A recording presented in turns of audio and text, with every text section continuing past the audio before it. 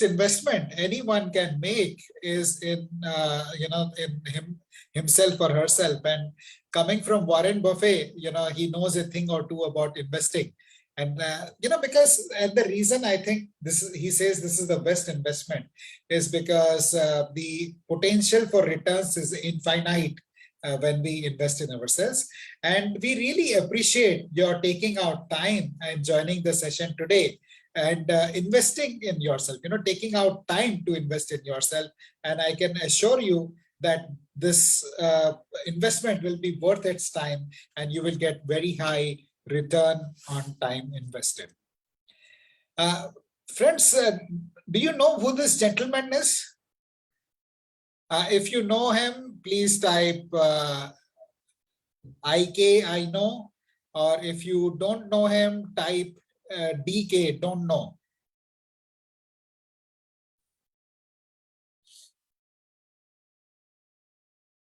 If you know him, type IK, which is I know him. And if you don't know him, this says DK, don't know. Jai Kishan, DK, Aishwarya, DK, Tirumagal, DK, I don't know. Rajiv, I know, Rajiv says, okay, thank you. DK, don't know, Girish says DK. Friends, this gentleman's name is RONALD REED, and he's no more, and he's our inspiration for this book and for the session today. RONALD REED was, okay, let me ask you a question. How many of you would be happy to have a $1 million in your bank account? $1 million is about 7.5 crore rupees. What's the latest dollar rate of this? It's around 75. 75. So 7.5. If you have 7.5 crore rupees, will you be happy? If you will be happy to have 7.5 crore rupees, please type H for happy in the chat box. Yes. Okay. Happy. Abhish is very, very happy. Matthew, happy. Okay. Who else? Aishwarya says happy. So yes, and this guy did not only have $1 million, he donated more than $1 million to the hospital where he was getting treated. So he had much more than $1 million. He donated, I think, about $5 or $6 million, about $4 million to the hospital, to his local community hospital. And he donated $1 million to the library where he used to go and read books. He comes from a small town in America. His total net worth was $8 million. $8 million is how much? Anybody would like to share the calculation with me? How much is $8 million? Anybody? So what you need to do is multiply 8 by 7.5 to see what's the number that comes up. You can type in the chat whatever number comes up for you. 8 into 7.5, 50, more than 50 crores. Yes, Girish, very right. He's from Ahmedabad, so he's very good with numbers, and he's the quickest one, fastest one. Rajiv says 60 crores. So this guy, Mr. RONALD REED, was worth 60 crore rupees, And can you guess what would be his occupation? Take any guess on what he would be doing. वो काम क्या करते होंगे? What would be his occupation? Please take any random guess, wild guess, what he would be doing or what his level of education would be. Somebody, or somebody who's duplication of knowledge. Okay. Okay. So let me share with you, friend. So normally I know many CEOs and many senior level people, even they don't have this kind of money, 60 crore rupees. He was a janitor, jamadar the, attendant the, a gas station mein. He was an attendant in a gas station, and from there, because he saved and invested and stayed invested, he could accumulate this worth $8 million. And he left $2 million for his 2 sons and $6 million he donated. And it is when he made the donation, he became known, when he passed away and he made the donation. Till he passed away, he lived a very simple lifestyle and nobody knew about the wealth that he had. So that is the point we're trying to make, that people, he was a janitor, which means he had no knowledge of investment or finance. He just kept investing in the stock markets. He's not a MBA or not an investment banker or not a CA, just a janitor, but kept investing and stayed invested. And you can read up, you can Google on him about Ronald Reed and his investment strategy and about his life. A lot of details are available. And in this book also, The Psychology of Money, it starts by giving his example, the Ronald Reed's example, how the behavior of staying consistently invested in stock markets leads to long-term wealth. And even if you don't understand the market, just staying invested will do, and having good habits will help you a lot. So friends, that is the backdrop to our session today, the psychology of money. And I have my dear friend and ex-colleague, Mr. Avdesh Nagar, reading out from the passages, some passages from the book, or his takeaways and insights from the book. This book is available on Amazon, Flipkart for 190, 200 rupees, 240 rupees, depending on where you buy. This book will, I strongly recommend that you buy the book. Avdesh is the founder of Money Logist. He lives in Gurgaon and he is very successfully consulting over 300 individuals, managing their personal finances, including my own. So I go to him for advice and investments whenever I need to make investments. In his career, Avdesh has worked, he's an alumnus of the prestigious Sri Ram College of Commerce and an MBA from MFC from Delhi University. He has worked with organizations like GE, Citibank, Standard Chartered Bank, where he was a director. And then he quit his corporate career to start Mindful Living, to start Money Logist. Welcome to you, Avdesh. Thank you, Ashish. Thank you so much for the kind introduction. Some of you friends are joining us for the first time, so I'll take a minute to introduce myself. My name is Ashish Kumar, and I am the founder of Mindful Living. I started Mindful Living in 2018 after working in the corporate sector for 25 years in senior management roles. During the years of working in the corporate sector, I saw how stressed people are in the corporate sector, and I thought to myself that this is not the way people should be living. There is a better way of living. And with that mission, I started Mindful Living to help working professionals lead healthier, happier, and wealthier lives. And that is what we do for a living. We conduct sessions in the corporates, helping their employees be more productive and lead more successful lives. We have worked with leading organizations like Aditya Birla Group, Tata Group, IBM, Microsoft, Kotak Life, SDFC Life, Schneider, Signify, and many others in the country. The session today is part of our community initiative where we connect every Saturday to discuss on the theme of living consciously. How can we live consciously and lead healthier, happier, wealthier lives? In case you would like to be a part of this initiative and stay connected with us, please click on the link that we have shared in the chat box and join our WhatsApp group. That way you can stay connected and get to know about the sessions that we do every Saturday. The sessions the next month in February are dedicated towards spreading awareness about cancer, and we are having doctors come from UK, USA, and other people talk about various aspects of cancer. So in case you know someone who has got cancer and you think will benefit from this knowledge, please share information about the sessions or about our community and about the work that we are doing. So and can you hear me? But some ground rules for the session. This is not a podcast, so I'll request you to keep your cameras on. That helps us look at your faces and we know whether we can get some reaction. In case you are keeping your camera off, please use the reaction button to show us some love, do thumbs up, clap, so that we know, what we are saying is resonating with you. This is also not a TV show where you can lean back and enjoy. We would like to have your comments and questions actively as we go through. We will have a question answer session towards the end, but if you have comments during the session, please feel free to do that. And please keep a notepad and pen handy to take notes. This is our third session in this series on becoming wealthier. The first two sessions we did were the Millionaire Blueprint Part 1 and Part 2. I think I'll not go too much into details, but you can check the session videos on our YouTube link. The link we are pasting in the chat, so you can connect with us on our YouTube channel, and that's where you will get the recording of the previous sessions.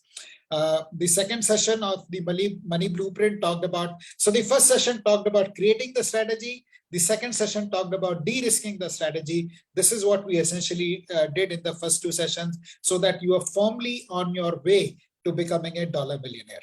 The session today, the third session, is leading that journey forward and talking about the psychology of money.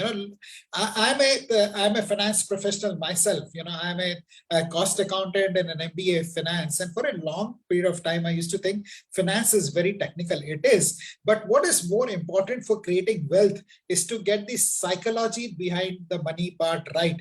And once we have the psychology right, everything else falls in place. A lot of people, don't get started on their journey of becoming a millionaire because they think, I don't understand stock markets. I don't understand this. I don't understand that. But looking at the example of Ronald Reed, you don't need to know about the stock markets, even if you don't understand, but you have your strategy right. You can do it. And, on that note, I would like to invite Avdesh to share with us his insights from the book. Now, what you see as a note on the slide is not a title of the chapter. It's Avdesh's takeaway from the book. You can when you pick up the book and go and read it, you will see that there is no chapter which says difference between being rich and being wealthy, and you may get confused. What did we talk about? This is Avdesh's takeaway from reading many chapters, because the same thing gets repeated in multiple chapters. That's why we are not going chapter wise, and we are just going by the takeaways from that. So Avdesh, welcome to the session. Thanks for taking out your time, and please share your insights on the book with us. Thanks, Ashish. Thanks for inviting me again. Thank you so much. It's really a pleasure to interact. So friends, today's session is no technical. It's absolutely behavioral part. And as Ashish said earlier, and we have spoken earlier session as well, that being wealthy is 80% behavior and 20% the technical, and probably where we need to understand finance. Now, it's again and again we say it's more a behavioral aspect. And this book, if you can read completely, it will be a great experience for you. The learning is really great in this book. I have not read a book like this talking about the psychology of being wealthy or being financially free. These are few, couple of points which we need to understand. So, difference between being rich and being wealthy.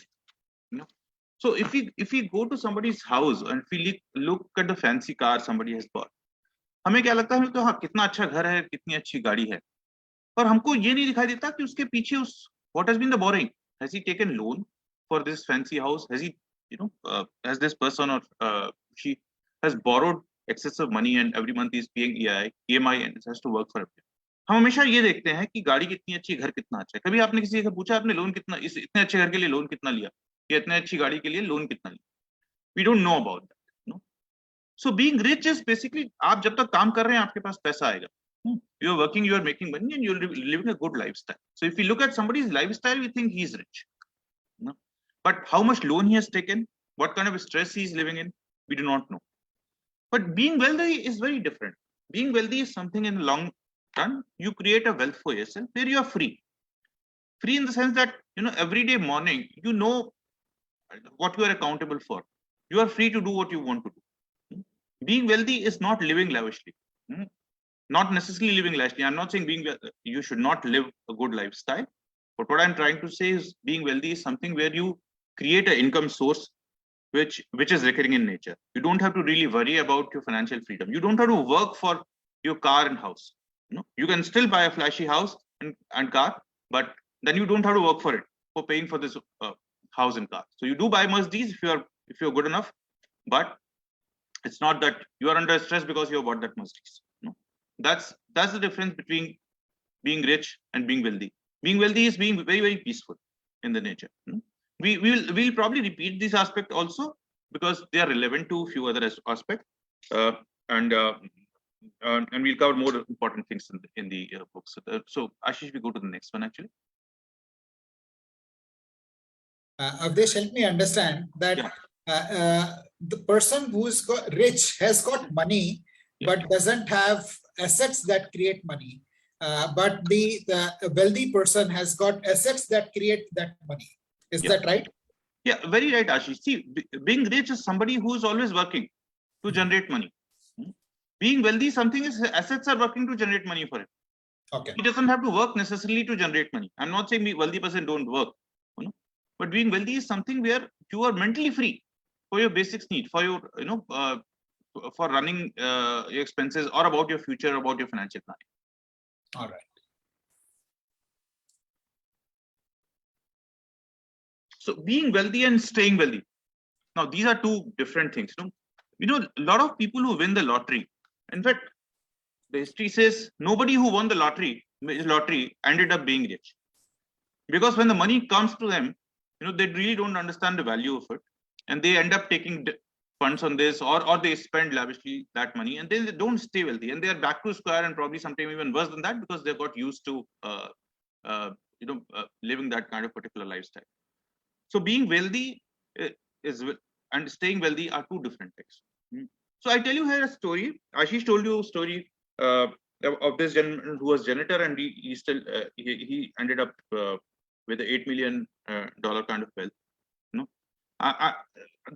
The idea of a story is to how a discipline makes a difference without even knowledge. But there is a story, a gentleman called Richard Fusker, who was a Harvard graduate, MBA from Harvard. He was an investment banker working for Merrill Lynch in US. He became MD of Merrill Lynch at one point of time, and was probably one of the top paid professional in the industry. He had a lavish lifestyle, a swimming pool house, a beach house, and the best of the cars, and whatever you can think of possible for most rich people to live. He used to live that way. And he was an educated guy. He understood financial. He understood technical parts of finance. He was an investment banker doing high value transactions. But this guy left once he left his job. He had enough wealth for himself, but he decided to take funds with that money. So he started investing in the startup and started investing, trading furiously, and he even risked what was necessary for him to keep. So he risked the entire money of his and end up being bankrupt and pauper. He died in a very poor condition. He died almost pauper. He didn't leave anything for anybody, neither he could denote something, because his entire wealth was pauper. Now, this guy was so educated. He was a Harvard MBA. He was an investment banker. He should have been very, very rich. And he was technically very sound. But he lacked the behavior. He didn't have the behavior to grow his money. That's the reason he ended up being pauper. So not necessarily that your knowledge, if you have great knowledge, even if you understand finance, it's not necessarily that it will help you ending rich. It's your behavior which will help you ending rich. And we'll talk more about this in the upcoming slides. So next one, Ashish. Yeah, sure. Friends, I'll request you to please keep typing in the chat your takeaway from the particular point, and then we will know that you are in sync with us. Or if you have any questions or comments, please be actively engaged. Don't just listen. Your takeaways will be far more if you're typing and recording and writing and asking and discussing, rather than just listening. So that's one thing which I wanted to share before we move on. Yeah, to the third point. Here we are. So inflation is eroding wealth.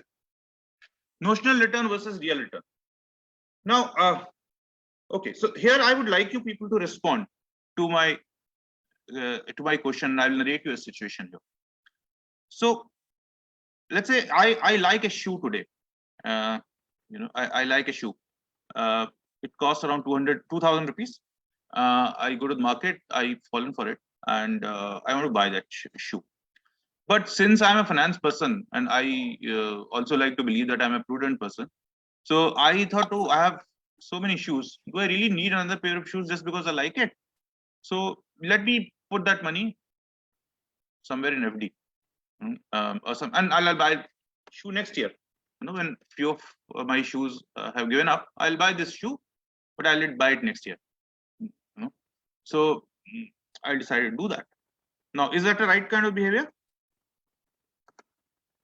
Can I get an answer in chat box? Have I done the right thing, or have not done the right thing?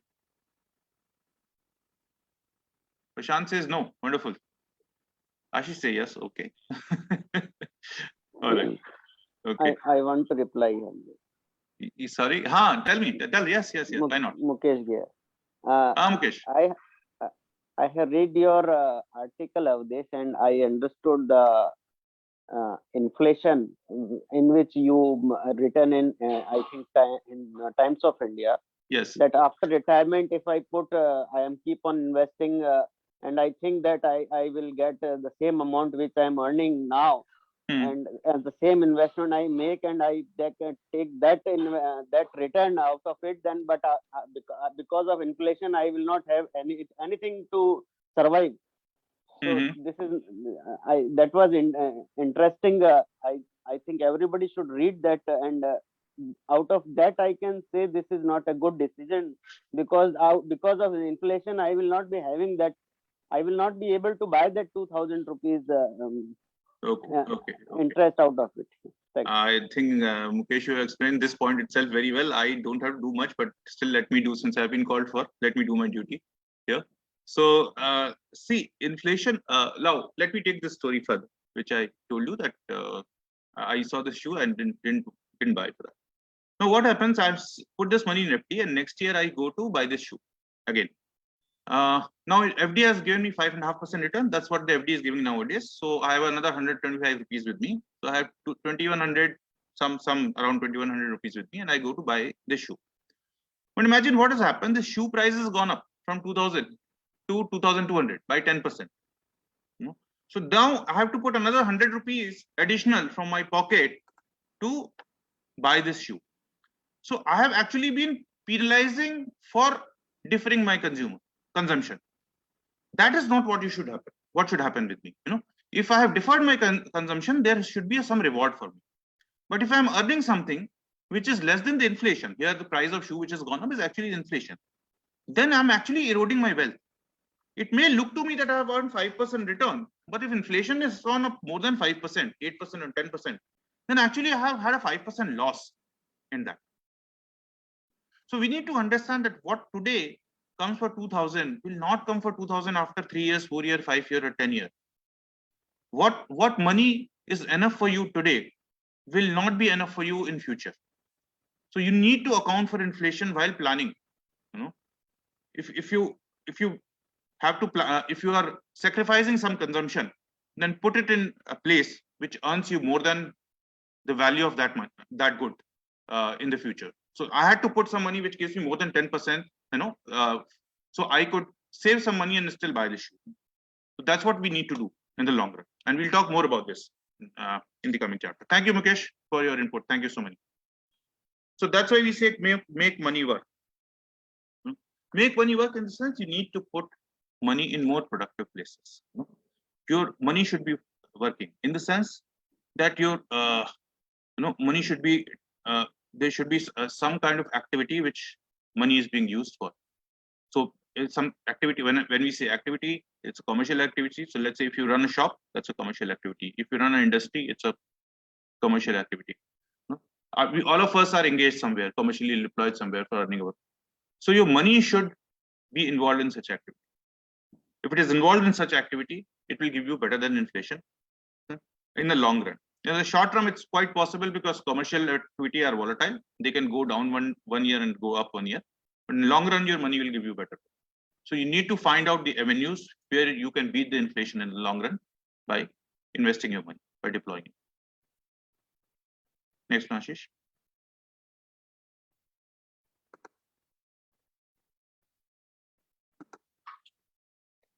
live below means. Now, I by no means I'm trying to say that you should cut corners or be very frugal in your living. That's not the idea.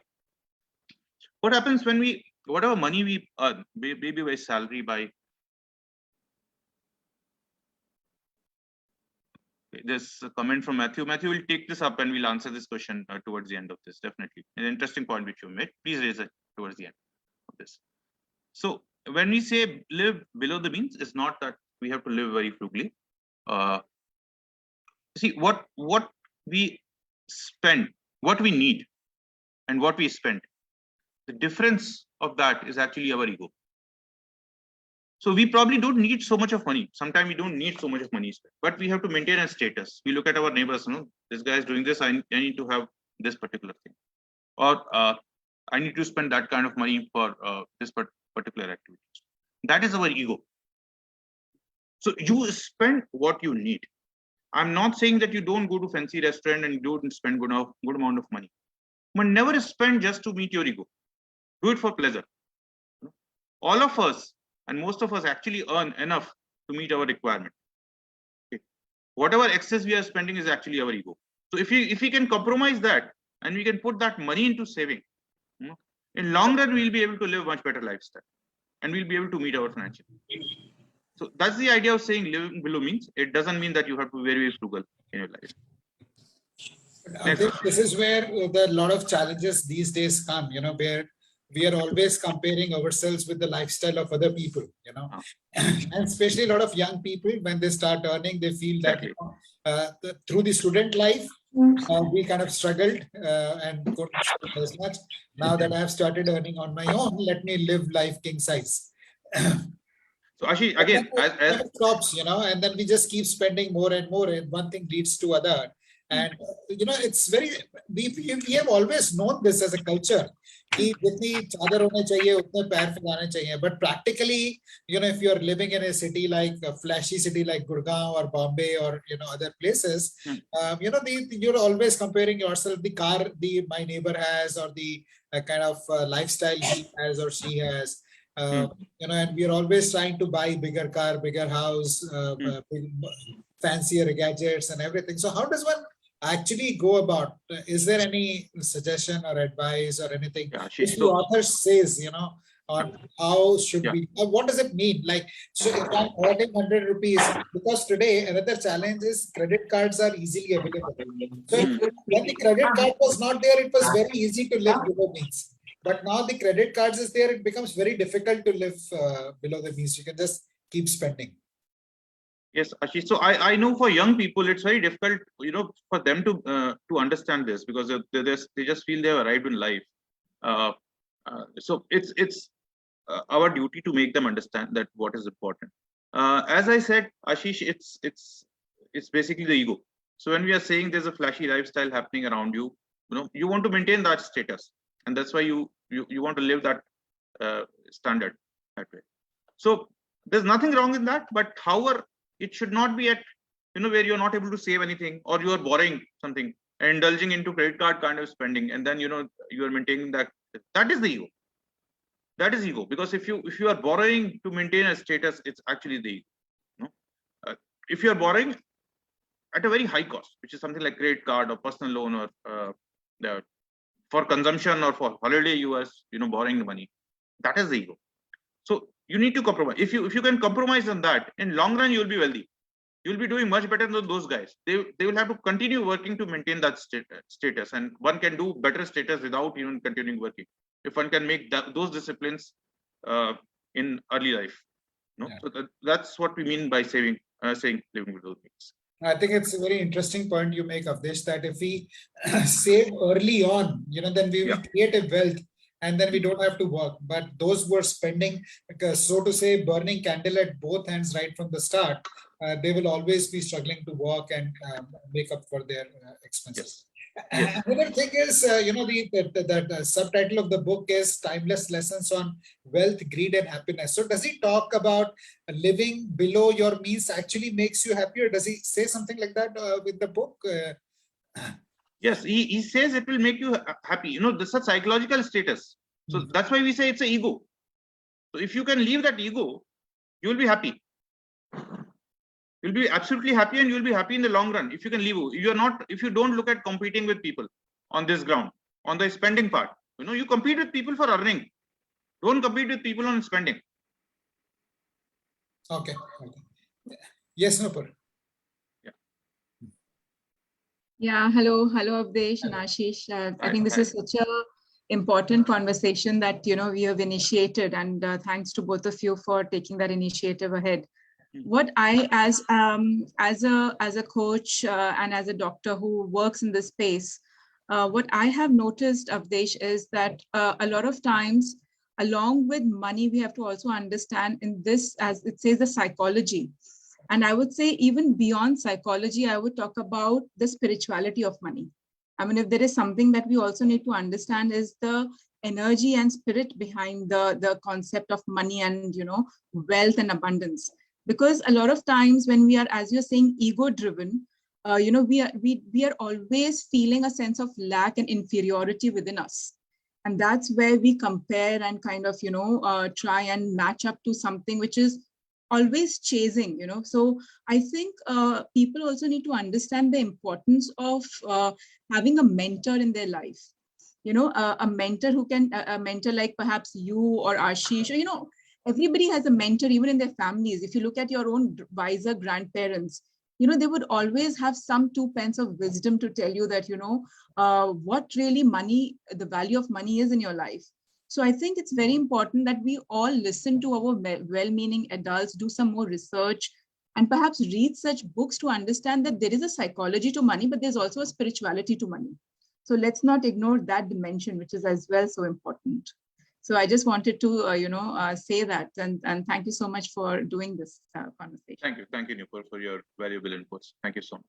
Thanks, Dr. Nupur. That was quite interesting. That ego creates that sense of lack, and comparison. That is very important. So we are having some interesting comments on chat. No, I would like to answer it, but let's finish with this and then we sure. Yeah. We will definitely take it up later. Yeah, we would. These are very interesting comments actually. Yes, Ashish. Okay, so plan what you need. Basically, what I'm trying to say is you need to do a financial planning. You need to know what you want to achieve in your life and plan for it, and have some contingency. Today, whatever we plan, we'll have some contingency which will be over and above that. And that's happens with everyone. It's 100% sure that you'll have contingency. So I normally recommend to people to plan for a 20% kind of contingency on what you are planning. So if you're just planning for a child education or your retirement, there will be some or other economic event in your life which will require your attention and money. So plan for a 20% kind of contingency over and above that. But plan what you need. In a sense, you should have a sight of when and how much money you will need for what kind of event, and start planning for that and start investing for that in the long run. If you have in sight, you will not miss it. 99% chance that you will not miss that your goal. So do plan, and do plan today, I would say. Okay. Next one. It's also related to budgeting, Avdesh. I think it's not only future planning, but monthly budgeting. And this is something which I find that at least I don't hear anyone talking about doing a monthly budget, which is what I used to see my parents do. My mother and my father would, judiciously say that this is the income we're going to have. This doesn't change month on month, but this is the expense, or, plan for unanticipated expenses, marriage, gifts, or something like that, but they will budget. But today I don't see anybody budgeting. People just spend randomly.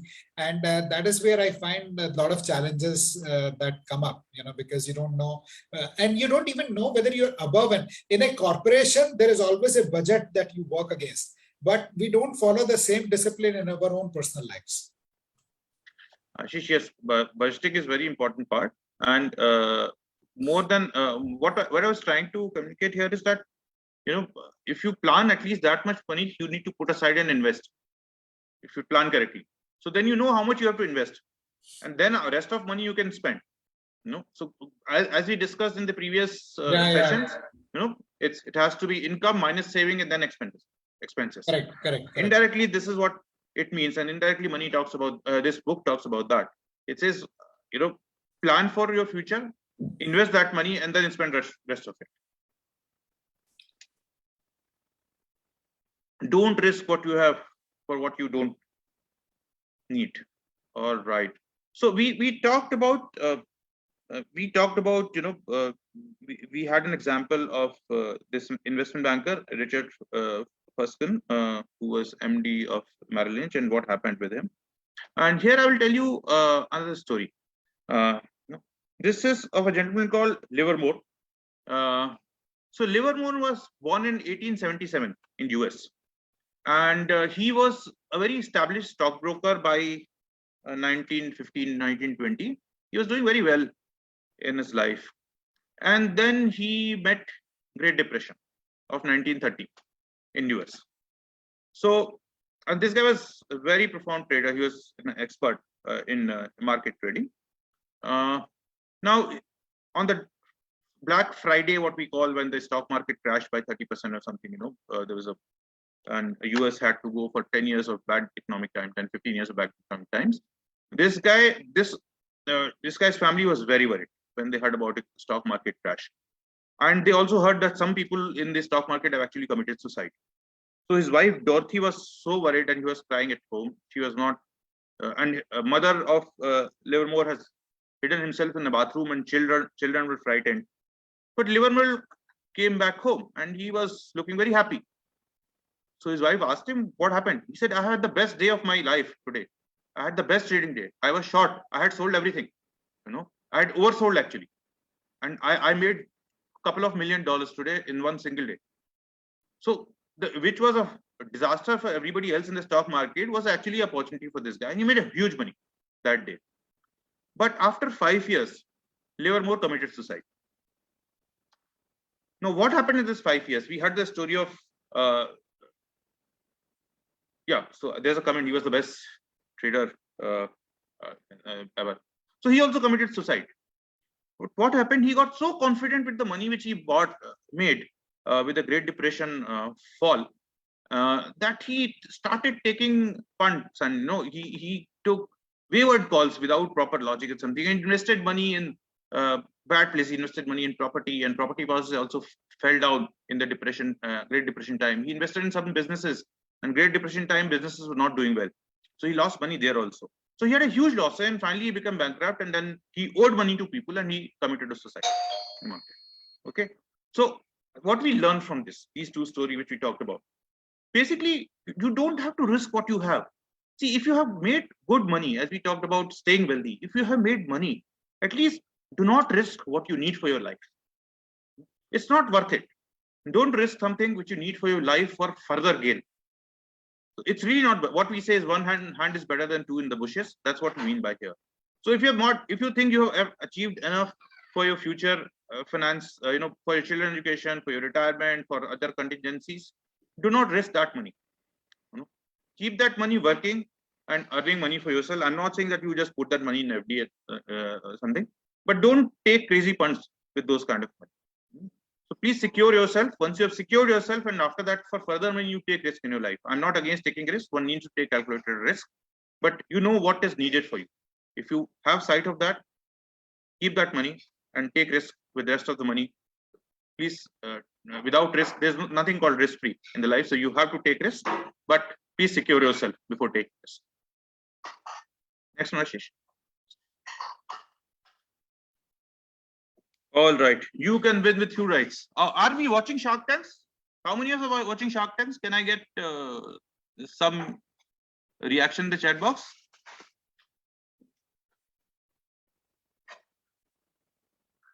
Do you watch Shark Tanks? Watching sometime. Okay, not me. No. Okay. No issues. I'll tell you about it. It's very interesting, and it'll be interesting to watch also. So, no, Warren Buffett, when he makes the investment, he actually loses 50% of the money. Now you must be wondering, if I'm saying if he loses 50% money, then what? How does he become so rich? So what it means is that 50% of his call or his investment decision don't go right, but 50% less, actually more than 50% don't go right. But what he makes with balance 30-40% is so exponential that the loss of rest of 50% looks actually insignificant. So it's not that your 100% decision has to go right to make money or to be successful. In investing, even if you're 30%, probably less than 30% decisions are right, then you will make very good money. The 70% gone money, the 30% will give you exponential return to compensate for the 70% also and still make good money. That's a diversification. Basically, you need to diversify with several investments. So when you buy stock, you buy mutual fund, there has to be a diversification, proper diversification in that, to make money. BSE index, BSE 30 index, I remember in 90s had a lot of textile companies. There was no tech company. There was no banks in that. There were textile companies, there were metal company, old economy kind of company. Okay. You will not see any single textile company in BSE index today, BSE 30. A lot of rayon companies who are manufacturing clothes or something have actually shut down. They don't know, and they were top companies of the country that point of time. They are not there. Okay. The cycle was such that the business is finished.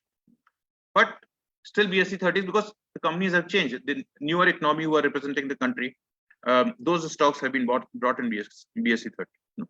But if you keep holding to, but has BSE 30 not given it? Even if you hold those ones, there are only 2-3 companies surviving, but they have given so much of return that even if you lost money, entire money in the rest of the company, you will still make good money. So you have to take investment decision, expect that you will go wrong, and that's what happened. That's why I was mentioning Shark Tanks. This is what is happening in this this episode or this serial or what you say. So these people will invest in so many ventures, small money. And this is even riskier because they are very small venture. 90% of them will actually shut down, will not succeed.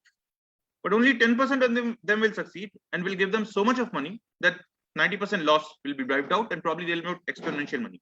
They also come up like this. Those people who are sharks or who are making investment, they are also one of the successful of one of the person who has been successful out of 10, and they have made millions and now they are investing in the same way. So your investment decision will go wrong. Don't bother about that. Take calculated risk. Still, you will not be right most of the time. Avdesh, one challenge which happens when the investments start doing well is there is a tendency to book profit. So the ones which are not doing well, we tend to stick to it because we don't want to book loss in that.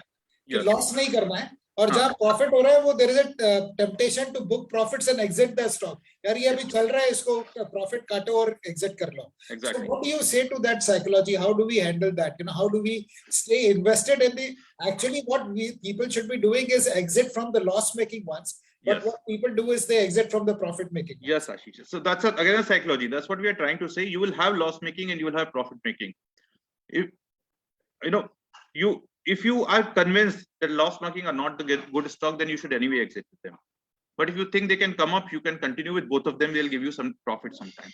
Even if you continue with that, you have simple strategy. As we are talking about the psychology, we are not talking about the technical. You stay with everything which you have. Despite of losses, you will make much more money. But how does a lay person take that call of this, that which ones to exit and which ones to stay invested in? How does one know? So Ashish, I know that's the technical part, where the knowledge comes in picture.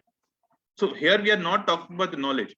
I'm saying, yes, if you have that knowledge, you should use this knowledge to exit from the loss-making stocks or the companies which are not doing. I'm not saying necessarily loss-making. You might have a loss, but the company is doing well. If company is doing well, the loss will be wiped out and you will have profit in the future. But let's say if I have no technical knowledge and I buy 10 stocks, 7 of them are making losses, 3 years making profit. If I just stay with it, and still bear with the loss and profit also, I don't exit from any of them, still I'll make a lot of money over a longer period of time.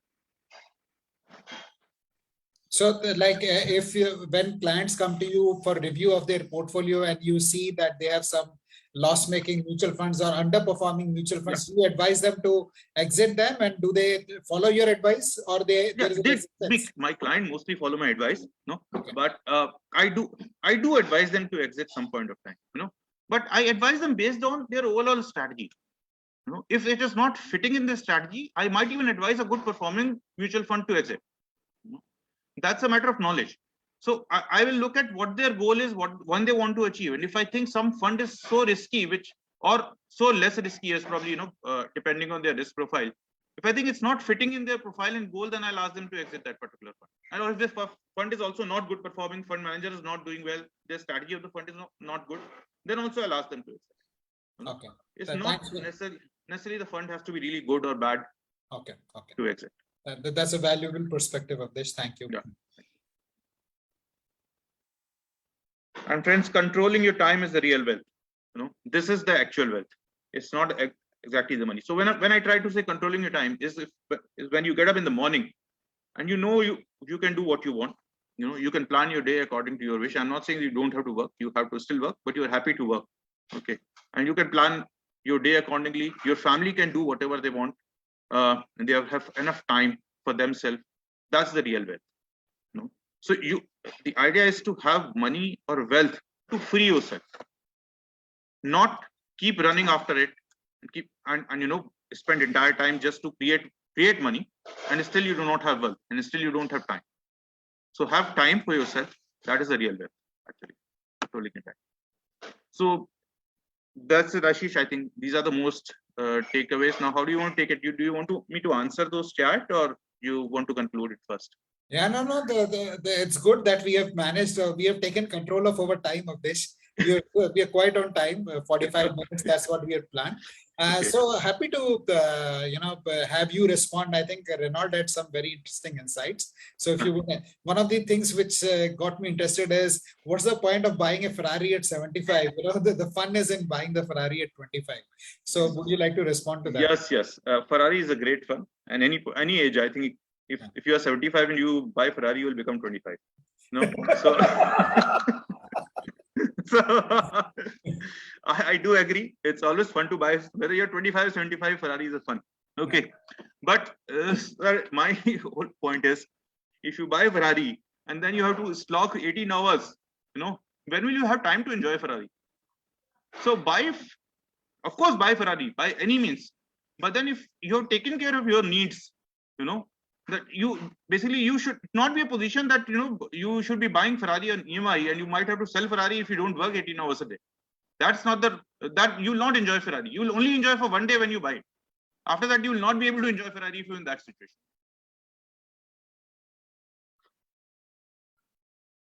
So how did the janitor take money, Ashish? Okay. So Anil, thank you for asking that question. What he did was he invested in blue chip stocks. That was his strategy. And he invested and stayed invested. And he chose stocks which were dividend paying. So he would get good dividends from that. And every time he got a dividend, he went back and bought more stock of that company. So that was one big difference which I find which he did, most of the times. And even I am guilty of doing that. Not that, I have not done it, but that's something which I have realized of late. That so when I would get dividend, I would go and party with that money. But now what I'm realizing is that even that dividend should be reinvested back. So that's what he did. So he started making investments in stocks, stayed invested, and dividend paying stocks, blue chip stocks, and he stayed consistent with the strategy. Another thing he did was he diversified a lot. So he had 95 stocks. I'm not saying necessarily you have to follow his strategy, but because you asked, his strategy was that he owned 95 stocks. You can own 9 and you can own 50, whatever, but that's what he did. There is a lot of literature available. You can Google on RONALD REED's investment style and you would get it. Even in this book, the author talks a little bit about it. So Ashish, there's an observation from Matthew Renaud about the inflation part, which says, but prices of all the things need not go up due to inflation.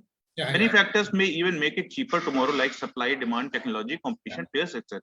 Okay, right, Matthew. See, it doesn't stand for everything. It's possible that something might get cheaper, and it has happened also. But in a country like us, and even any country, most developed country, probably there's a deflation for some time. Countries like Japan or Germany have seen deflation for a small period of time, 1 or 2 years, 3 years. But normally the prices go up, and we don't need one thing. We need many things in life. Our needs are such that lot many things are there. So not necessarily the price will always keep going up. They might go up temporarily, but in the long run it will go up and go down temporarily because of better supply situation or excess. But most of the things, if you take a basket, which is like slightly technical, it's like CPI, Consumer Price Index, which represent the inflation in our country. So it is it has a basket of 100 things, no different. It will have food items, it will have your entertainment, it will have your travel and everything, So CPI keeps going up. Component CPI, a part of CPI might go down, but not the entire CPI will go down, So in long run, you'll have, in country like ours, you will have inflation. And probably if you see the history, I don't see any year of deflation where the prices come down. But not one thing. I'm not taking to one thing. I'm taking overall basket of things. CPI. I think very good question and very good response by you, Avdesh. Friends, we'll pause here for a minute and we will share our feedback form. This feedback form takes less than 30 seconds for you to fill out. So please take this time to fill out the feedback form. Your feedback is very valuable to us. We thrive on your feedback. So please do that. And once you have filled out the feedback form, please type FD in the chat box, feedback done. Don't go and do a fixed deposit, but just type FD in the chat box. As you would have realized that there's no fun in doing FD, it will not give you returns which will beat inflation. So don't do FD in the bank, do FD here, feedback done. Just click on the link. Few simple questions, 30 seconds, and then we will move on.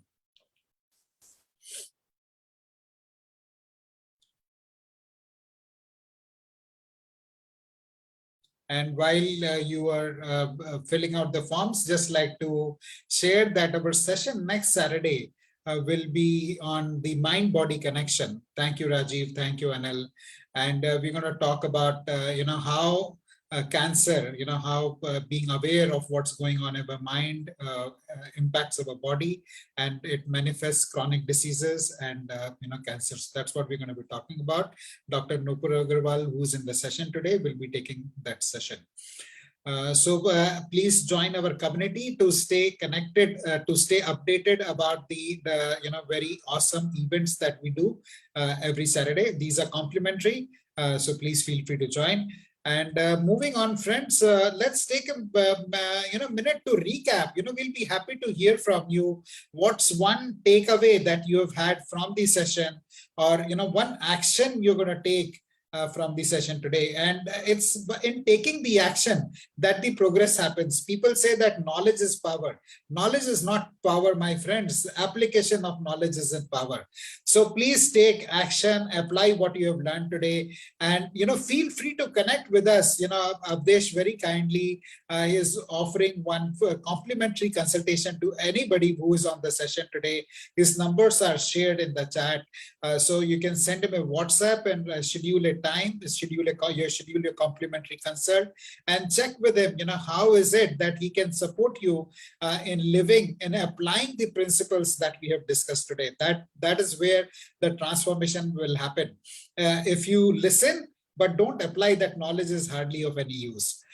So that's the message, friends. You can take a screenshot. We will connect with Avdesh or me and schedule your consultation. And before you leave, we'll be happy to hear from you in the chat. Your takeaway, or you can unmute yourself and speak. What has been your takeaway? What resonated with you? Save money for the future. Thank you. Yes, Radhika, please. No FDs anymore. Sorry? No FDs anymore. No FDs anymore. Very good. Very good. Yeah, maybe few, but largely you have to choose. Like Avdesh was saying, that there is goal-based investing. So FD is good for certain purpose, but not for all. So what some people do is they go and put all their money 100% in FDs. That's disastrous. That's suicidal. But some money never, is put in FDs. In short, like, don't put all your eggs in the same basket. Yes. There is timeless wisdom in that statement, Radhika. Absolutely agree with you. Thanks, Anil, for your comments. Friends, you can unmute yourself, share your inputs, and we are at the end of the session. Anything you would like to share, please feel free to share. When do we have next session now? Next session, 4 p.m. next Saturday. Dr. Nupur, would you like to share with us, what you're going to be covering in the next session for the benefit of everybody who's there? Yeah, absolutely. But before I share about the next session, I would like to thank Avdesh for such insightful talk. And also, I Thank you, would like Dr. to, yeah, it was lovely. And I would also like to share one big point that was a takeaway from me from the session, which is that, sometimes everything cannot be our strength. So maybe a wise financial investment or understanding the world of investment may not be our strength. So investing in the right guidance is actually goes a long way in creating that kind of portfolio for ourselves and creating that wealth. It's sometimes we get very short-sighted and we feel that, oh, if I invest in learning, I'm actually losing money. So whether it's going on right courses or whether it's actually going to the right people, I think that's really important. And it's very important that we understand that if this is not my strength, let's recognize that and seek the right guidance. So I do that. And so that's the reason I said that it's very important that we all do that. So thank you so much for the session today. Yeah, thank you so much, Dr. Nupur. That was really very valuable. That seek right guidance. Every successful person has a coach. Nobody tries to do it on their own. Believe you me, guys. It's just that people don't talk about it. But this is the best kept secret of all successful people. Every single successful person has a coach. Every single person. So if you don't have a financial coach, you're risking the financial future of your family. So think about it. Thanks for that, Dr. Nupur. And quickly, if you would like to share about what you're going to be talking about in your coming session next Saturday. Yeah, absolutely, Ashish. I am a medical doctor who's been working in the mind-body medicines field for the last 7 years. And I integrate a lot of mind science behind thoughts, feelings, emotions, and how they actually create and aggravate disease processes. And I'm also a specialist in the cancer field, so both clinically as well as holistically. So I integrate a lot of these techniques, and I've been doing this work in an NHS hospital in London for last 5+ years. So I'm talking about the power of our mind-body connection in creating discomfort, disease, and aggravating discomfort and disease. And anybody who's going through any chronic pain, cancer, chronic health conditions, I would really urge you to spread the word and come, because this is a very, again, an area which we don't talk about.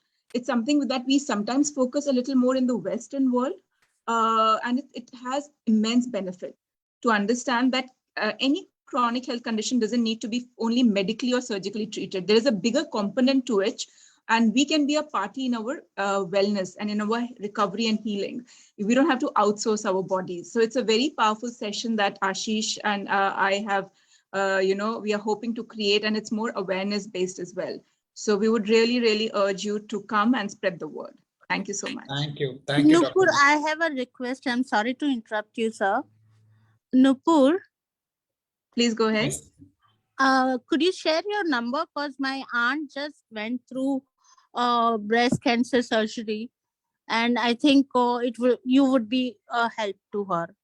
She's just come back about a week back. She came back from the hospital, and my other aunt went through uterus cancer surgery. So I guess they'll be really you would be a help. So Radhika, I'll just request Ashmita to just post my number. I'll do it right now in a moment's time. Yeah. But I would also request you to come next Saturday, if possible, and also urge your well-meaning, your loved ones who are going through this difficult journey, if they can attend the session, that would be great. So definitely, by all means, we'll share the number, but otherwise do come next Saturday. As well. I look forward to it, but my aunt won't be able to because they both are in a different time zone. One is in New Zealand, one is in Canada. So okay, sure. So what we will do is we will share the recording with you post this session. That is also a possibility because all these sessions are recorded. And, so that's again something that's possible. But thank you and hope to see you next wonderful. Saturday. So thank I'm quickly, you so much. Ashmita has posted. Thank you. Thank you so much. Thank you. Thank you, friends, for all your comments and encouragement. That's really keeps us motivated. I'm also happy to announce, it's an early announcement, but your feedback will happen. We are planning to launch a book reading club. So if you would be interested, if this what we have done today is something you like, and if you would like to be part of that book reading club, please type BR in the chat box, book reading club, and we will get in touch with you once we are closer to the date. We'll probably do it sometime in April. But if the idea of having a regular book reading club excites you, please type BR in the chat box, and we will make a note of it and connect with you and let you know that we're launching the book reading club. That's something which we are planning to do in April. Thank you very much, friends, for taking out this time on a Saturday and joining us. If this investment of time was good, please type ROTI. You got good return on your time invested. Please type ROTI in the chat box. Thank you, friends. It's ROTI, return on time invested. Thank you very much, friends, for joining us. It's Saturday evening. Have a good time with your friends and family. Have a nice weekend. Thank you. Unmute yourself and say bye to everyone as you are on your way out. Thank you, Ashish, for this. Bye. Thank you so much. Bye. Lot of gratitude to you, sir. Thank you. Thank you.